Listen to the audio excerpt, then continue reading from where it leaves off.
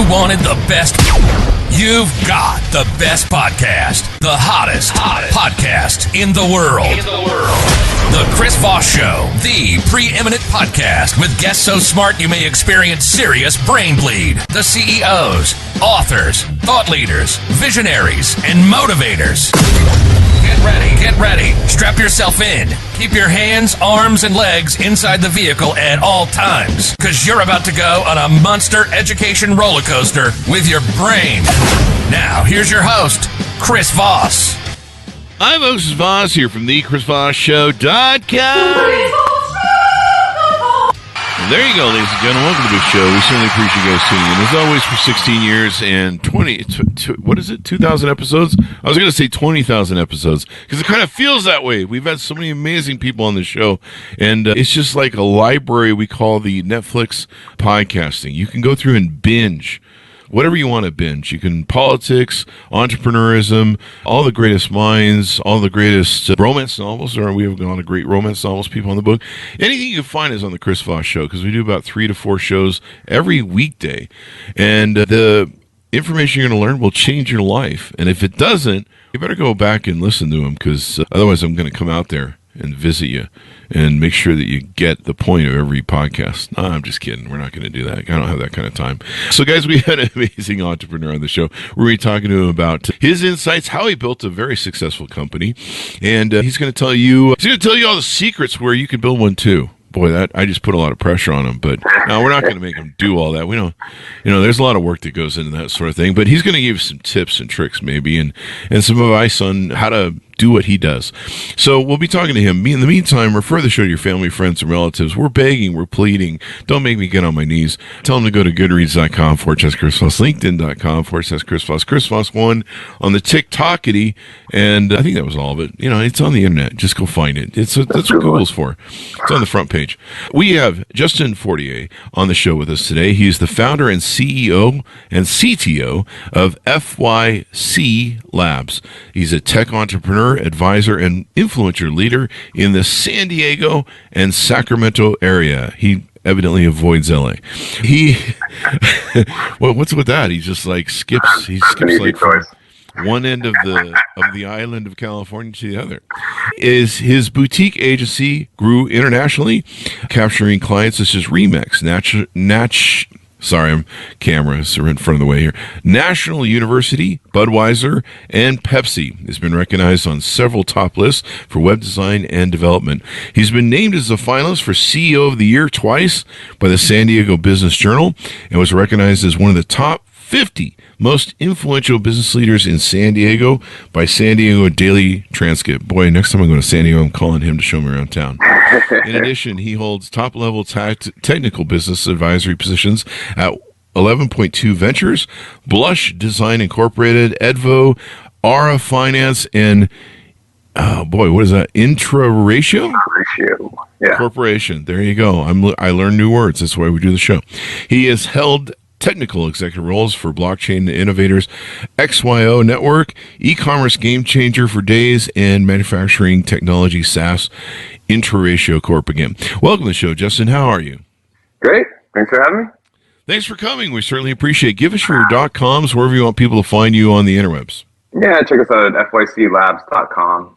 That's the best place to find my day-to-day work. We're doing a really cool project called dealsend.io if you want to go there. Accru.co, ACCRU.co. We're doing a really cool fintech product there. You're going to hear a lot about these businesses when you hear my background and my story, so you'll know which one you need to go to when you hear about them. There you go. Today I'm in Chicago. Let's go Cubbies. I'm out here visiting my business partners. Good day out here. There you go. If we could get those Bears to maybe get a good team together, that'd be good too. Hey, they got that QB. I miss the days of when the Bears were great. I'm a Raiders fan, but when the Bears, the Ditka, I think, were those the Ditka years? Yeah. Yeah, Dub Bears. Give us a 30,000 overview of what you do there at FYC Labs. So FYC Labs is a boutique dev and design agency building software. We do all sorts of things from mobile development to custom portals for your back of house accounting services. We do pretty much anything when it comes to web development and mobile development. Yeah. Yeah, there you go. All right. Well, thanks for coming by, and we'll You do a lot of stuff for web development and everything else. Give us a deeper cut, if you will. Like, what are some of the different venues or avenues or things that you provide? So our agency is unique in that we're not just going to staff you up, right? I don't have a bench of developers in a catalog somewhere, and I'm going to pick a name at random and put them on your team. I've been doing this long enough to be an important partner, thought partner, and kind of fractional CTO for whatever project we're working on. We're keeping the agency small enough. We're at 50 people, which isn't tiny by any means, but it's also not a big, just roster that you're going to pick from. So that's what's kind of unique. So you can throw a lot of stuff our way, and you're going to get really experienced, effective people on your team. There you go. So give us a rundown. How did you grow up? What influenced you? How did you get into technology? And then how did you first start your own company? Yeah. So I grew up in South Lake Tahoe, California, where everybody was an extreme athlete and I was a nerd who sat in front of a computer. So I had that going for me. I'm sure had lots of girlfriends in high school. Revenge of the nerds. Right. So yeah, I was more kind of into, I played ice hockey. That was my thing. Good at computers, good at school. So I didn't go become a professional skier like a lot of my friends did. I ended up going out to college the traditional route. So I graduated in 2008 with my master's degree. And if anybody knows when they graduated in 2008, it was not the best time to be leaving. Right. Yeah, it was a rough time. I bounced around actually just doing restaurant and bar jobs with a master's degree. And we actually, 3-4 friends of mine started a bar in San Diego where 4 of the bartenders had master's degrees. 2 of the bouncers had a master's degree in communication. And we were the most overly qualified. Oh my gosh. people in the scene. You guys made really smart drinks then, I guess. We did. We kind of pioneered some of the classic or craft cocktail scene, and we were doing fractions, man. We were doing fractions. You were doing fractional martinis, maybe. Right. So I learned a lot from that, though. That was an experience in a small business, and that taught me that I'm the type of person who's going to do my own thing. So actually working with that group, I met this guy, Pablo Stanley, who's this incredible artist. You should definitely go check him out. His project Blush is incredible. Musho's incredible. Bueno's incredible. Pablo in general is just one of the most interesting, talented people you'll ever meet. And the guy comes in asking me for a busboy job. Wow. Like, dude, are you kidding? No, the world the world needs you to have this other thing. So I was like, let's go start a business together. That's how I started my business. I knew it and this is a theme that I talk about a lot. Any podcast I go on, any group that I talk to, and it's like your entrepreneurial flame has to be lit high and tight, and you got to be ready to go, and you got to feel like you can't do anything else. You literally can't. And I just knew at that point this was going to happen. I cannot see myself working anywhere else. I can't see myself not having a piece at the top. When Pablo and I kicked this thing off, I knew I needed to work with the best talent. Him and I did some really cool stuff early on. And that's how we started our business, man. It was all bootstrapped. We got a crappy office in downtown San Diego. The place sucked. Man, let me quickly tell you about that office. Yeah. There was a roller derby. Women's roller derby we shared a wall with that. So all the time we'd be trying to be on calls, act professional like we know we're doing, and there's crash. And dude, you ever smell the roller derby team? Oh. No, I didn't ever think about that, but it's sweat and dried blood, I imagine. And absolutely no air conditioning, no ventilation. So yeah, that was. We come from a modest start. Yeah, I remember our first office. It was 10 by 10. It was in an old Class C, what probably should have qualified as a Class D building, and it was like it was about as big as most people's bedroom in their home when we did it. I think we got it for $100, but we did the same thing. We did the startup thing, and this was FYC Labs, right? This was FYC Labs, yeah. There you go. We started out just doing menus and graphics for events, and then we kind of graduated up. There you go. And so you build the company. How did that go? Or what were some of the? So we didn't build the company very well to start. Okay. Well, we built up some momentum, right? And then both of us bailed. Oh. We both found other opportunities and started other businesses. So Pablo went off to Silicon Valley and he worked for Udemy, and he was co-founder at Carbon Health, and he's done incredible things up there. I went out and started working with Inturatio and kind of a buddy of mine who I played hockey with said, come on over, let's do this thing together. And, we worked and built that company up. Meanwhile, the business FYC Labs is just kind of chilling. doing its thing. It's status quo. I've got some employees over there. They run the day to day. It's kind of just meh, right? It's okay, so it's still running. It's just you're not your guys' main focus, right? So it's kicking off a little bit of money here and there, but it's not my main focus for about 5-6 years. Wow. I went out and did other stuff. So same with Pablo. I did some cool blockchain. So the tough part here is my wife was running it. So watch how phrasing I don't mean to throw you under the bus there. My wife was running the project management on the day to day for a lot of that time. So but in the meantime, went out and did some cool stuff in blockchain. Got pulled over to the XYO, which was a really fun project. Got really deep into tech at that point. That's when I kind of blossomed more as a CTO and engineer. Was getting to really dive into the tech with them. I had an amazing mentor over there, Ari Trout. Great CTO over at XYO. Brilliant guy. Some awesome mentor. There you go. And so at what point do you come back? Or so I get brought back. So that's why I'm in Chicago right now. As a business partner, this gentleman out of Chicago hits me up, random connection through a friend. Says I'm buying up small dev shops. I'm like, guess what I have? A small dev shop. So we meet. I come out to Chicago, meet him. Great guy. Really enjoy talking to him. He says, hey, you know what? Go back to your agency for a year for me. I'll buy this thing out for you. If you hit all your marks, I'll double my offer, and I'll take the agency from you. I go, great, that sounds awesome. So I come back. I'm doing the thing. We tripled we blew past all the metrics that we were supposed to hit. This is also 2020, 2021, by the way. So it's a little easier than it was the other time. So I was unlucky in 2008, lucky in 2021 time when there's a lot of VC funding going on, a lot of easy projects to pick up, like startups looking for software development. Uh-huh. We kill it. And then I look at him and I go, well, now that I've built this, I kind of don't want to leave. You want to stay? You want to be partners? Hilarious. So he bought out my other partners. Pablo still has a little bit of founding equity, but basically him and I run the business now day to day. Love working with the guy. We've now started several in-house products. We've basically built ourselves a little venture studio. We won a really sweet championship belt for our coding. I decided to put that on the show for you today. There you go. Look at that.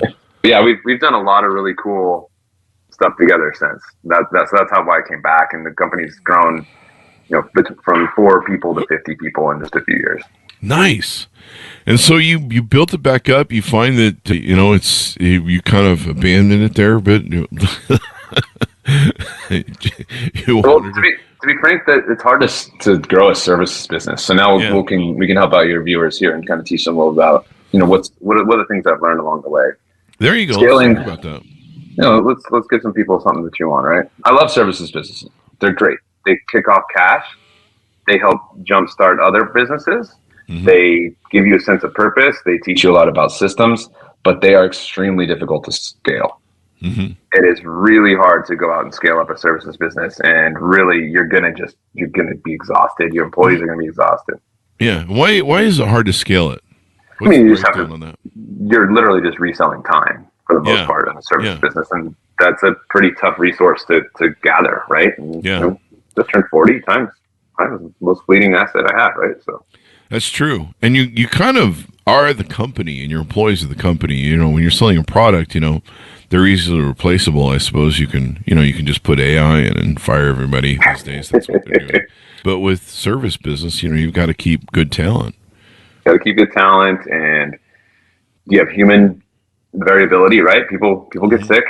People have losses in their life. People move on. So it's not as easy to scale that sort of variability. Now, people who have done it, I'm super proud of them. It's great. There's cash flow kicking off these things immediately. You don't have as much of a ramp up time. So that's why I liked it early on. It was a good foray into entrepreneurship because I could live off of it, right? I didn't have to wait 2 years and go raise a bunch of money just to survive and see when my revenue was coming in. I immediately knew how to control a P&L and figure out how to bootstrap things. So it was incredible lessons, but it doesn't scale. So that's why I went to XYO. So I went with Inturatio, as I wanted to build up a scalable business that we could see those sort of SaaS margins on. Did you kind of feel like maybe it would help, as an entrepreneur, you're constantly learning, you're constantly growing, you're constantly kind of, I wouldn't call it thickening your resume, but there's there's challenges that you get from owning different companies. Like when I started my first multi-million-dollar company, within a year and a half, I was starting a second one on top of it because I was insane with ADHD and OCD. That was probably part of it, and plus I got bored. And then I think, and you got to boost the confidence too, right? You think, oh, I can do this. I can take on anything. I'm the man. Yeah. And then I think within a year or two, we started something else. We ended up having about 3 core companies that were our main. And then I was always starting stuff. I mean, I don't know. I just get bored.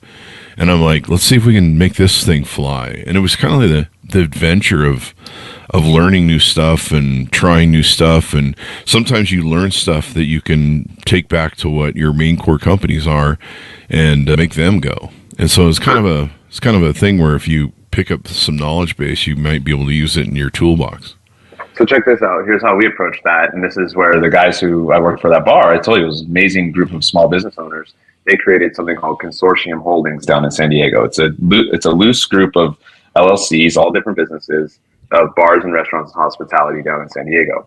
And they didn't create an umbrella company, which all had like this kind of dictated downward systems, but they had this community of businesses all dedicated to sharing resources, joint PR requests, getting bulk orders on certain things going. So basically what happened was they were able to create economies of scale, relatively, right? And allow for employee transfer from one place to another really seamlessly and create this restaurant group without having to create a restaurant group.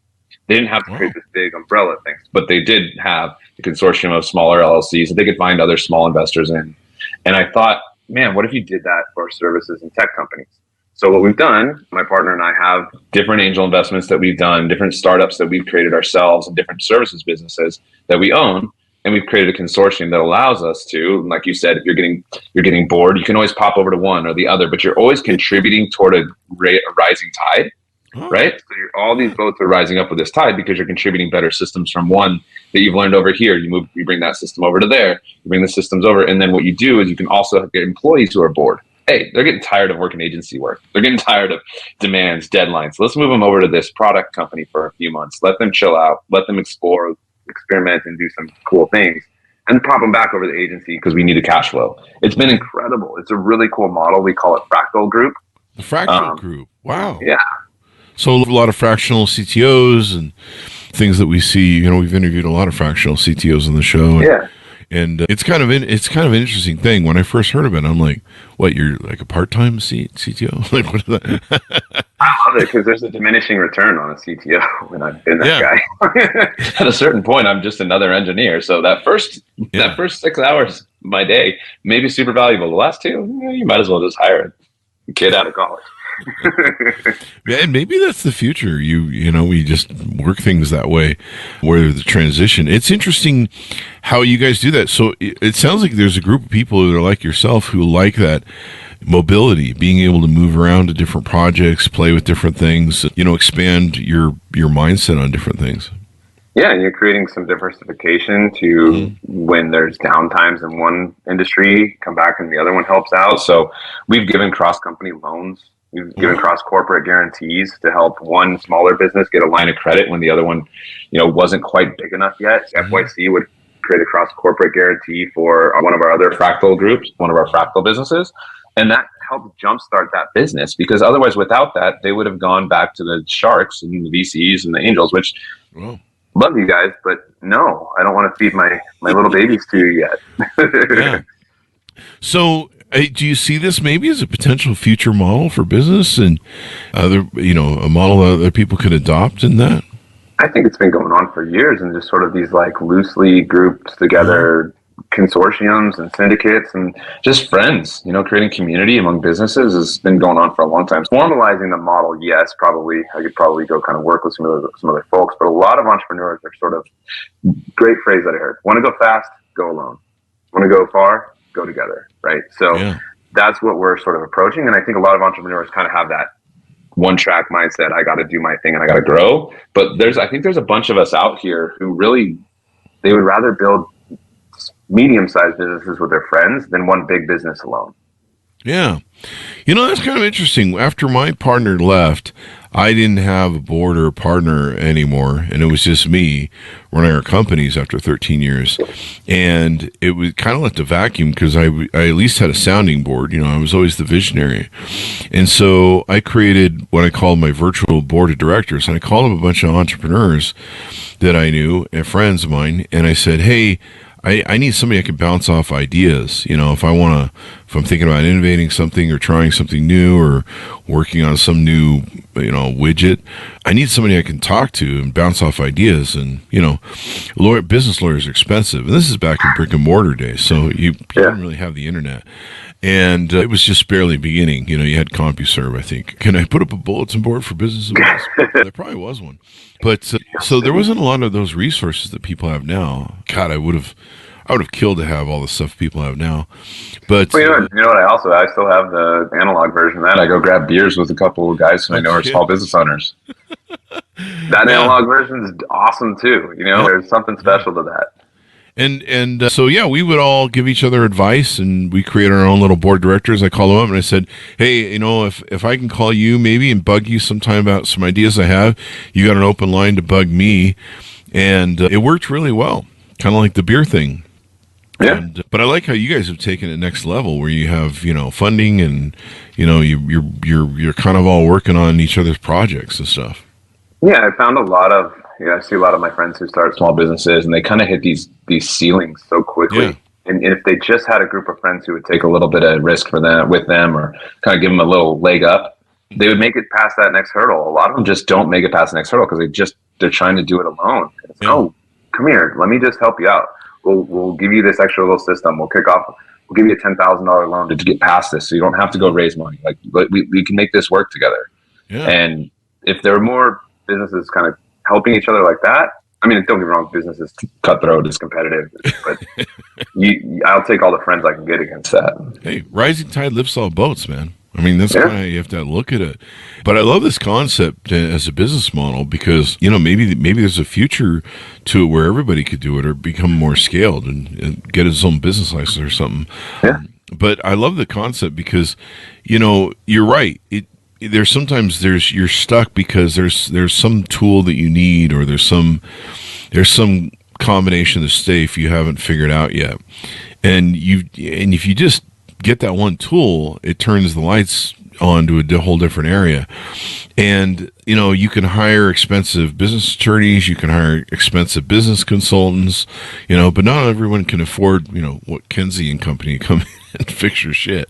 Yeah. And, you know, having people that are kind of more around your level and understand your thing and probably aren't going to charge you, you know, do you have $5 trillion for? Yeah.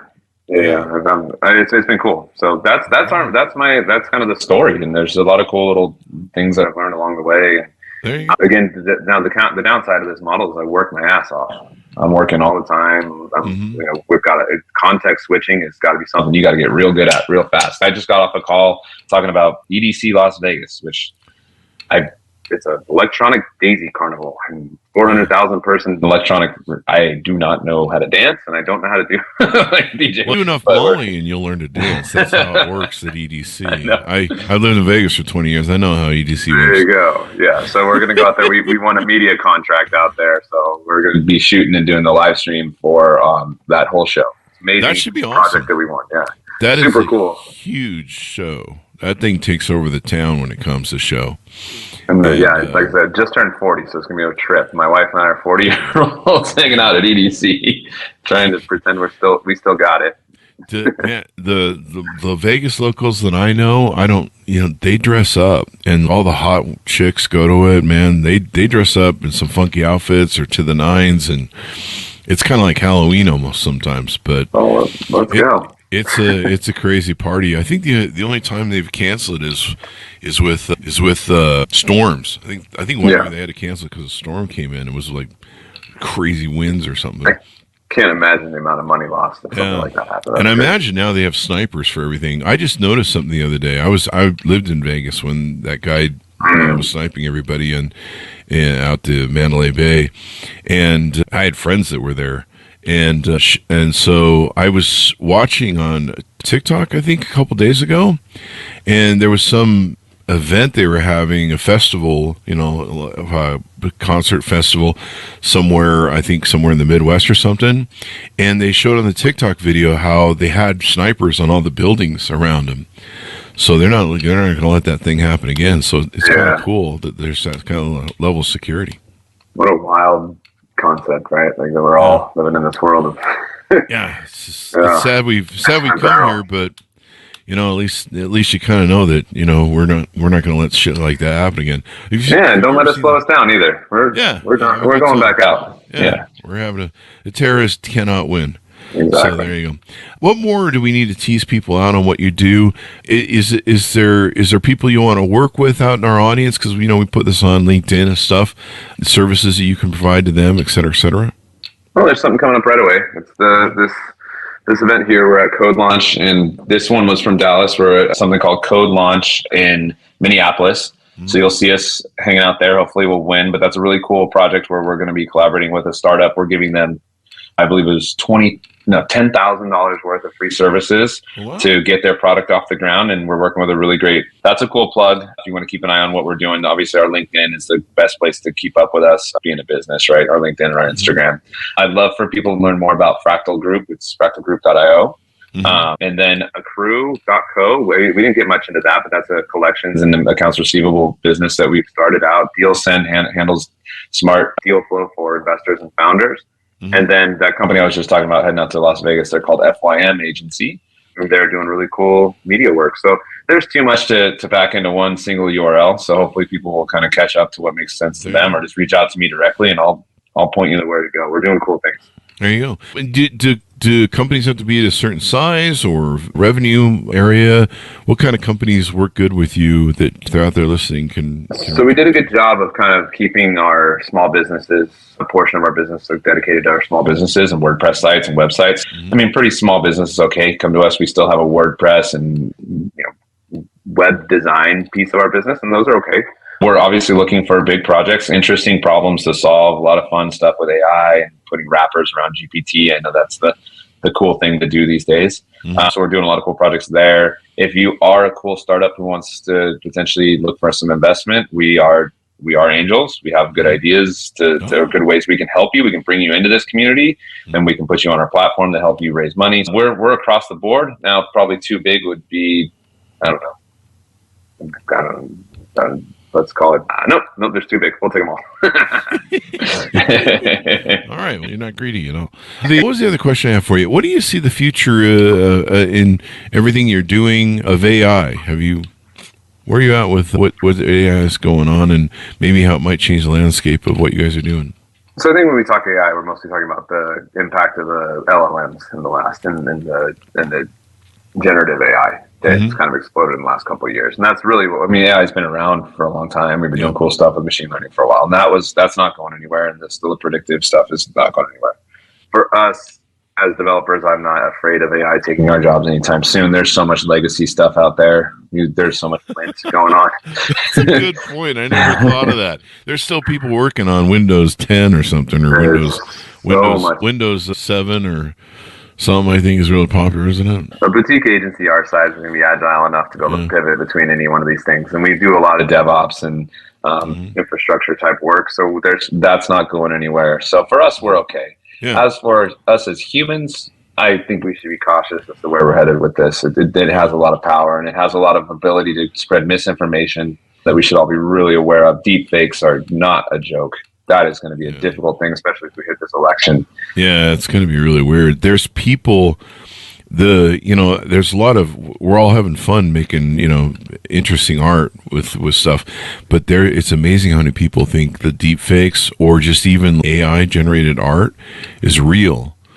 And you or I can tell, but and sometimes it's not even good art. Like it doesn't look fucking real, and people will buy it. They'll see, they'll still see the 5 fingers and the weird eyes, and they'll be like, "This is the greatest photo ever." And you're like, "That's not a photo, dude. That's." I have a 9-year-old and a 5-year-old. And I'm just wondering what have you ever heard of the term uncanny valley? Yeah, so I'm wondering what their uncanny valley is going to be, because to me, this AI stuff is dead center uncanny valley. I can't. It weirds me out. But these kids, I mean, my kids are going to grow up with this stuff all around them, and they're going to be used to seeing this sort of wonky version of life and version of art that's going to be the norm to them. So and then how soon until everything's just super real. So it's going to be an interesting. I think the more interesting thing is watching my kids grow up with this, because I'll probably be curmudgeon-y and old by the time it all hits. I'm that way now. I'm 56. I just sit on the lawn and spray the kids and yeah, exactly. So at that point, I'll shut it down. But I'm interested to see how my daughter navigate this. Clint Eastwood thing. Yeah, I mean, you think about everything. Get off on. You think about do you feel like a punk? Do you feel it's not even Clint Eastwood? Give me a break. Where we're going with that? Do you feel like it just feels so weird, especially for me? I guess you're 16 years younger than me. You know, I grew up in the age where, you know, we had phone booths, right? You know, you didn't walk around with phones. That, you know, I can remember when everybody started getting answering machines. That was like the thing. And we're like, hey, you can get answering machines. And like when people call you, they can leave a message. Like innovation. You know, but we lived in an era where there was 3 TV stations. You know, Walter Cronkite, you could trust pretty much what he was telling you. And, you know, now we live in this media age that's, you know, everyone's got an opinion and thinks it matters. Bunch of idiots running podcasts. And, you know, and it's just crazy, the world that you live in. I mean, I think I remember there was a video out there of where they handed a couple young kids a rotary phone, and they said, figure out how to make a call. And they were trying to figure out how to make a call or even how to take pictures with it. And then I remember there's another video where they handed a kid a record, and they're like, we used to listen to music on this, and the kid's just like, what the hell? Yeah. But yeah, the uncanny valley. Somebody turned me on to that term back in one of our episodes. But these kids are going to grow up in a world that's, I don't know, it's just so far removed from what seemed like a more simpler time. But I guess they're going to look at our childhood or past and go, whatever. This is yeah, right. What are these weirdos doing back then? What were these devices? Yeah, they're going to hit 20 or 30 and be like, when I was growing up, we had AI and we only had LLM, GPT-4. yeah. God damn, I remember that. Now we're on GPT-20, and we just think about what we want to generate, and it doesn't. I might just be an overly optimistic guy, but I've seen this actually. A lot of people complain about the generation Gen Z being a little bit lazy or maybe whatever. Yeah, I think every time a generation hits that age, the previous generation calls them lazy. That's just going to be the case. Yeah, but I've come to enjoy talking to a lot of these folks. Their emotional intelligence is actually pretty solid. Yeah. Watching some of the school curriculum, as weird as it has been, I'm impressed, at least with my children's school curriculum and some of the healthy thoughts that they're teaching our children. Yeah, pretty cool, actually. And I think there's a lot weird about it and uncomfortable as you get older, but I think in general we're swinging toward the positive progress. As much as the media wants you to think it's not at times, I think in general humankind is gonna. It's hard to say in the middle of 2 wars, but I think in general the pendulum will swing toward progress eventually. Right? It'll go back and forth, but the overall momentum, the overall climate of humans is going to be a better humanity. We'll drag ourselves there one way or another. It's how we move forward as a humanity. But what's interesting to me is I had somebody on who basically took Darwin's theory of evolution, and I forget the book that Darwin did that in. Maybe it was called Darwin's Theory of Evolution. But basically he overlaid it with AI and claimed that AI will become its own species. It was the Species book that he overlaid it with. Origin of Species, isn't it? The Origin of Species, there you go. And he basically pitches that AI will become its own species. And at that point, it will look at us and decide, I don't know. And its parameters and modus of operandi is going to be different than humans because you know, humans, we're mostly just breeding stock for the universe. Like our whole thing that we do all day long is figuring out how to propagate the species and survive. And so if you're not thinking about mating, you're thinking about raising your family and your kids. And once you're done doing all that, you know, the universe kind of goes, you know, we're done with you. We need the new stock of people that will breed and do stuff. And that's kind of how we operate, you know. And and it's kind of the limits of our operation because we focus on that. But he was like, the AI isn't going to work at worrying about, I don't know, how to pick up chicks and get laid. It's going to be thinking about things that we probably have never even considered. So, it's going to navigate through mediums media we don't understand. The fact that it doesn't think about reality the way that we would, and it doesn't. There's so many interesting things about thinking about a biological type being, because you define a species as being, you can think biological type being living and navigating itself through wires and through radio waves. Yeah, that's how it exists. It exists there. It doesn't exist in the physical form. It manifests in physical forms through maybe mechanical robots or whatever it may be. But it's an interesting. When it creates the T-1000. Skynet makes it But the thing that a lot of people have talked about with AI is the creativity. It's going to amp up our creativity levels, and I got to tell you, using the generative AI, and especially when I'm working on images or pictures that I want to have made, whether it's with a blog or I had some meetup groups that I want to do some artwork for, and normally you'd have to hire all that out, and then you'd be like, I don't like how that looks. I wish I could do it different. And that just costs more. I was able to go in and make my own media, and just playing around with it. And, sometimes when I have a Facebook post where I want to talk about a topic, I can go make a picture that kind of encompasses what I'm thinking about, or maybe it's a bit of comedy. But the creativity, it's taken my creativity level to new heights, and kind of my possibility frame has grown larger. Because you tweak with it, and you're like, hey, okay, we'll tweak it this way. Okay, do a little bit more of that. And it's just amazing. I mean, it really gets your creative juices running. Yeah, technology at its core should create enablement, right? So it enabled you as someone who basically didn't have the design skill, the motor skill or whatever it may be to go do the design thing. Yeah. But it unlocked that particular blocker for you, similar to what we talked about earlier with our Fractal Group, and be able to unlock that blocker for that next call. We called it callback, by the way.